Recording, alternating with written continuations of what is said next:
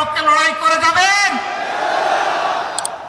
দ্বিতীয় হচ্ছে দেশের সার্বভৌমত্ব এবং স্বাধীনতা, শিশু থেকে আবাল বৃদ্ধ বনিতা, মা বোন থেকে শুরু করে ভাই ভাতিজা সবাই সকলের অধিকার প্রতিষ্ঠিত করার অঙ্গীকার নিয়ে রাস্তায় নেমেছে, মাঠে এসেছে নির্বাচনী মাঠে 10 দলীয় সমঝোতার ঝড়। এই 10 দলকে বিজয়ী করার মানে হচ্ছে আধিপত্যবাদের বিরুদ্ধে হা ভোট।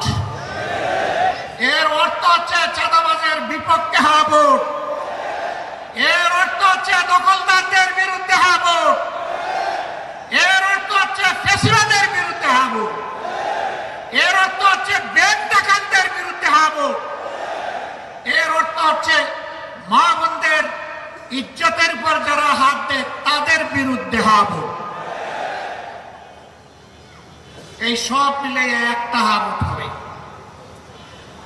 আজকে এখানকার এই আসনের প্রার্থী হিসাবে আমার হাতে পাল্লা তুলে দেওয়া হয়েছে। আমার সাথে 10 দলের আরো কিছু প্রার্থী এখানে আছেন। আমি তাদের হাতেও আপনারা অনুমতি দিলে আপনাদের পক্ষ থেকে প্রতীক তুলে দিতে চাই। আপনারা খুশি আছেন? নাহিদ ইসলাম প্রথমে আসেন।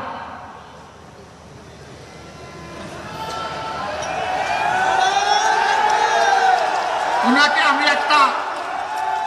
আমি একটা সমন্বিত প্রতীক ওনার হাতে তুলে দিচ্ছি। বাকিদের হাতে দিব দাড়ি পাল্লা, ওনার হাতে পাল্লা কলি। ওনার হাতে কি দিচ্ছে? পাল্লা কলি। এই দেখেন পাল্লা আছে, এইটার মাথায় একটা কলি আছে, এইটাকেই শাপলা কলি আপনারা ধরে নেবেন ইনশাআল্লাহ।